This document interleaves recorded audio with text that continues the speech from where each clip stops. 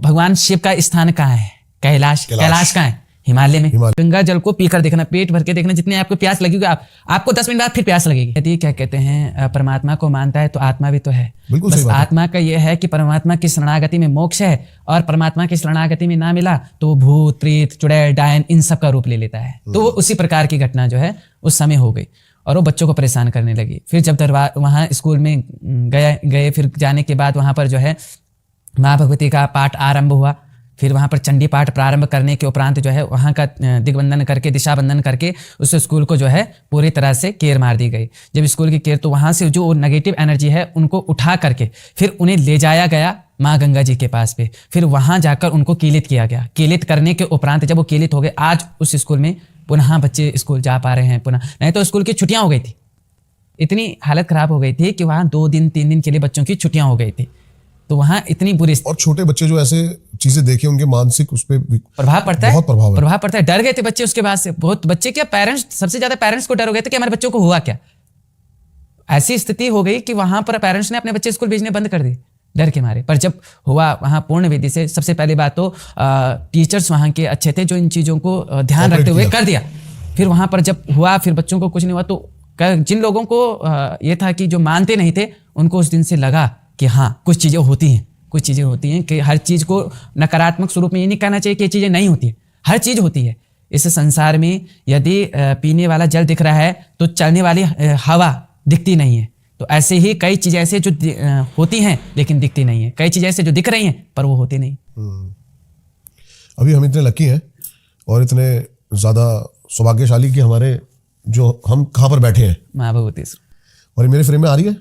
क्या बात है, ये मेरा और भी ज़्यादा सौभाग्य है कि थोड़ा सा इनके बारे में और बात करते हैं कि कब, मतलब प्रॉपर इनका जो रिचुअल होता है कब मनाया जाता है। देखिए माँ भगवती सुरकंडा का जो है जो ऊपर मंदिर है, तो गंगा दशहरा का दिन जो है वहाँ पर मेला लगता है, बहुत भव्य। यहाँ से कितनी दूर है?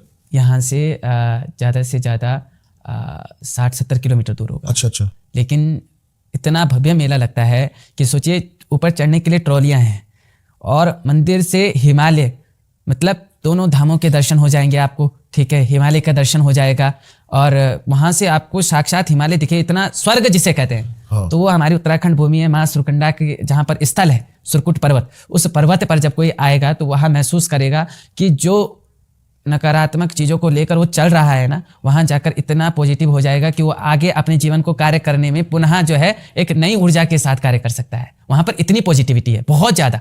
सोचिए, जहाँ एक तो नित्य पाठ पूजन होना, फिर प्राकृतिक का सौंदर्य, फिर हिमालय से आने वाली वाइब्स, तो इतनी सारी चीजें जब वहां पर उपस्थित है। इस समय तो वहां बर्फ पड़ रखी होगी। अच्छा, वहां बर्फ पड़ रखी होगी इस समय, और इतना सुंदर दृश्य अगर चारों ओर कोई देखने प्रारंभ कर दे तो उसका नीचे आने का मन नहीं करेगा, ऐसा दृश्य है। जैसे कि मैंने 1-2 कमेंट्स पढ़े थे अपने पूरे पुराने पॉडकास्ट में, तो बहुत सारे लोग जो है ना बंद के रह जाते हैं सोच से। हाँ। तो क्या माँ सुरकंडा तो मेरे हिसाब से पूरे भारत के लिए है, सबके लिए, वो किसी एक के पर्सनली नहीं है। देखो, माँ जगदम्बा का स्वरूप जो है वो अलग अलग नामों से विख्यात हुआ, लेकिन जगदम्बा एक ही है, शक्ति उसका नाम है। अगर मैं कहता हूं कि ब्रह्मा जी हों या विष्णु जी हों या शिव जी हों, कोई भी देव हो, कोई भी मानुष हो, वो जो है बिना शक्ति के अधूरा है। बिल्कुल सही बात है। यदि इंसान को, मैंने पहले भी कहा था कि अगर मुट्ठी बंद करनी है तो शक्ति लगेगी, आंख पलके झपकानी तो शक्ति लगेगी, सोना है तो शक्ति लगेगी, खाना है तो शक्ति लगेगी। बिल्कुल सही बात। इसके बिना तो कुछ नहीं कर सकता। और वो इस चीज को मानता है कि हाँ, मेरे शरीर में पावर है, शक्ति है, हाथ फोल्ड करने के लिए शक्ति है, तो यही शक्ति की तो हम आराधना करते हैं। उसी शक्ति को तो आपको कहते हैं कि उस शक्ति को मानो। आप नहीं मान सकते, किसी मूर्ति स्वरूप में नहीं मान सकते, आप किसी देव स्थल में नहीं मान सकते, इस पावर को तो मानो। इस पावर की तो आप ऊर्जा जो है उसे सकारात्मक रखिए। शक्ति निकल गई, उसके बिना शिव भी शव हो जाता है। सब हो जाता है। ई इकार में जो है वो ई इकार पे शक्ति ही विद्यमान है। ये बहुत डीपली बात है, अगर समझी जाए कि अंदर शक्ति ही है जो हमें चला रही है, मतलब शव है, सब है। बिल्कुल है, बिल्कुल। शक्ति जिस दिन निकल गई उस दिन शव। बिल्कुल। एक मनुष्य को जलाने के लिए अग्नि की जरूरत पड़ रही है, और उस अग्नि को भी शक्ति चाहिए उस मानुष को जलाने के लिए। वो भी इसी का स्वरूप है। यदि देखा जाए तो बिना शक्ति के तो अग्नि भी कुछ नहीं कर सकती। जल भी अगर बह रहा है तो बहने के लिए उसे शक्ति चाहिए। यदि वृक्ष उग रहा है तो उगने के लिए भी उसे शक्ति चाहिए। मनुष्य पल रहा है, बढ़ रहा है, उसको शक्ति चाहिए। मेन तो शक्ति है। इंसान बिना शक्ति के कुछ नहीं है। कुछ भी नहीं है, वह शक्ति के बिना चल ही नहीं सकता है। बिल्कुल सही बात। लोग ये सिद्ध कर सकते हैं कि हाँ हम ये कार्य खुद कर सकते हैं, लेकिन बिना शक्ति के तो नहीं कर सकते ना, नहीं कर सकते। नहीं कर सकते। उसे करने के लिए भी आपने हाथ लगाया होगा, दिमाग लगाया होगा। वो दिमाग जो चल रहा है वो दिमाग भी तो शक्ति का ही आधार है, शक्ति है। ऊर्जा है जो हमारे शरीर को प्रोटेक्ट करके रखती है, हमारे शरीर को आगे बढ़ने का अवसर देती है। बिल्कुल सही कह रहे हो आप। शक्ति तो सिर्फ इकाई है, इकार है, उसको मानना चाहिए बस। उत्तराखंड में बहुत सारे देव हैं। ये जो देव हैं ये सीधा सीधा आप कह सकते हो गॉड है, या फिर ये हमारे पितृ हैं, या फिर हमारे जो पूर्वज थे वो हैं? नहीं, उत्तराखंड में ऐसा है कि पूरे विश्व में देवताओं ने लीला करने के बाद देवताओं ने स्थान अपने आराम के लिए जो स्थान चयनित किया जहां से हम जो है पूरे विश्व पे नजर रख सकते हैं। तो उन्होंने कहा कि स्वर्ग जा नहीं सकते, ठीक है, भगवान ने अपने अपने स्थल बना रखे हैं। बैकुंठ चले गए, अगर भगवान बैकुंठ चले गए तो उस युग का जो है पतन हो गया। फिर उसके बाद दूसरा युग आया। फिर अगर राम जी गए तो उस युग का पतन हो गया, तो वहां दूसरा युग आया। तो अगर भगवान चले जाएंगे तो कलयुग का तो अंत हो जाएगा। इसका मतलब भगवान कहीं ना कहीं तो विद्यमान है। बिल्कुल सही बात। इसका मतलब भगवान की कहीं ना कहीं अभी भी जो है दृष्टि पड़ी हुई है।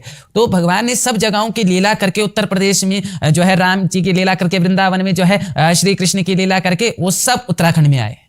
जो हो चुका है, जो भूतकाल है, वो उत्तराखंड के बाहर की जो दक्षिणावर्ती है, इस दक्षिण की ओर जो है ये भूतकाल में चल रहा है। ये हो चुका है, ये लीलाएं हो चुकी है। उत्तर की तरफ जो हो रहा है, जो वर्तमान में भगवान हैं और भविष्य में भी भगवान यहीं पर आकर के अपने आराम का स्थान चुनेंगे। इसीलिए तो भगवान, अब आप बोलेंगे कि ये कैसे प्रमाणिक है, तो भगवान शिव का स्थान कहाँ है? कैलाश कहाँ है? हिमालय में, ठीक है। और हिमालय की पुत्री कौन है?